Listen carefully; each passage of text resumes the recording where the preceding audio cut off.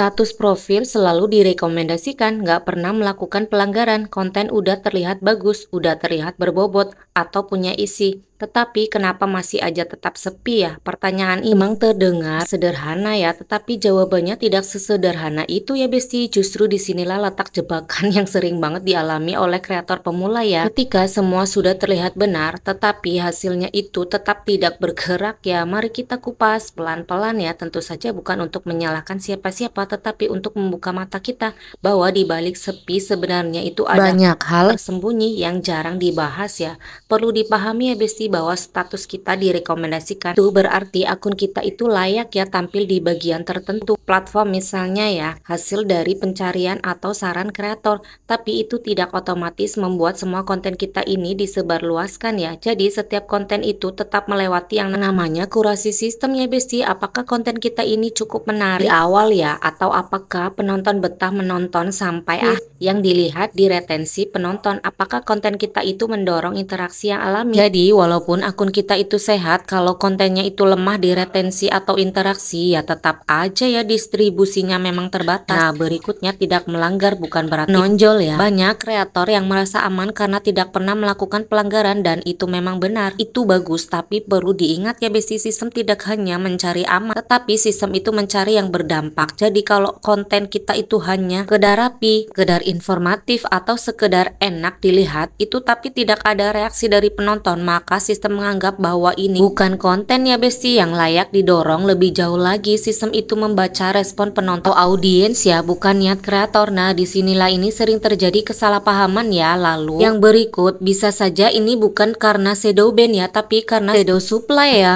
Nah inilah yang paling sering terjadi, kreator tidak merasa melanggar tapi kontennya itu tetap sepi. Kita upload konten yang bagus tapi pada saat yang sama ratusan konten yang serupa juga masuk ke sistem ya. Akhirnya sistem itu hanya mendorong beberapa konten yang paling relevan ya, paling menarik dan paling unik. Shadow supply itu bukan hukuman tapi efek pasar yang terlalu padat. Nah shadow supply ini ya mungkin dengar asing ya bagi sebagian kreator, makanya ini aku dapat info dari yang memang lebih paham ya Besti. Lanjut. Lalu alasan yang berikutnya itu bisa saja ya karena sinyal awal yang lemah ya, distribusi jadi lemah. Misalnya dalam 15-30 detik pertama algoritma itu membaca apakah ada like, apakah ada share, apakah ada nonton sampai akhir. Kalau konten kita itu bagus tapi tidak ada sinyal awal, maka sistem itu punya alasan untuk tidak mendorong lebih luas lagi ya. Dan inilah ya pentingnya kenapa interaksi organik itu penting banget ya dari awal. Fakta yang harus diterima adalah konten kita itu kalah bukan karena konten kita itu buruk atau jelek, tapi karena mendapat dorongan ya di awal. Tapi perlu dipahami lagi ya Besti bahwa konten kita itu tidak selalu meledak di awal. Beberapa konten justru naik daun beberapa hari atau beberapa minggu, bahkan beberapa bulan itu setelah kita posting ya. Inilah yang disebut sebagai sistem evergreen distribution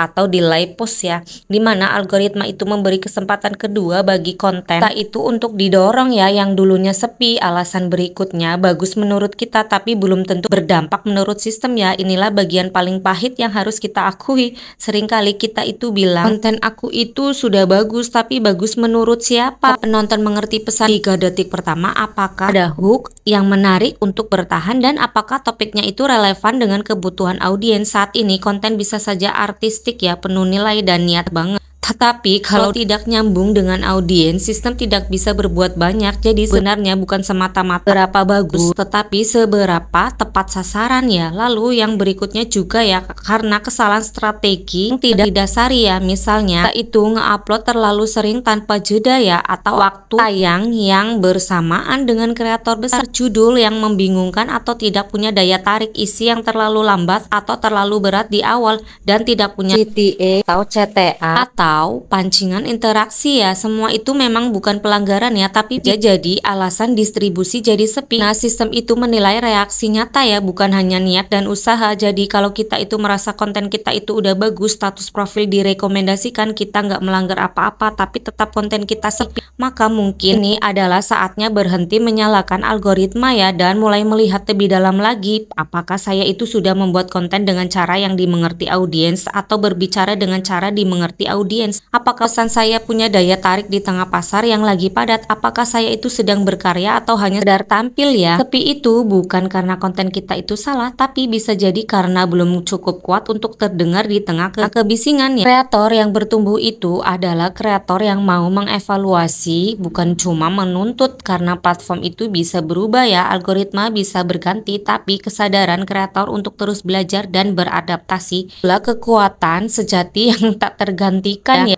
Oke, tetap semangat dan bagikan video ini jika bermanfaat. Selamat berkarya.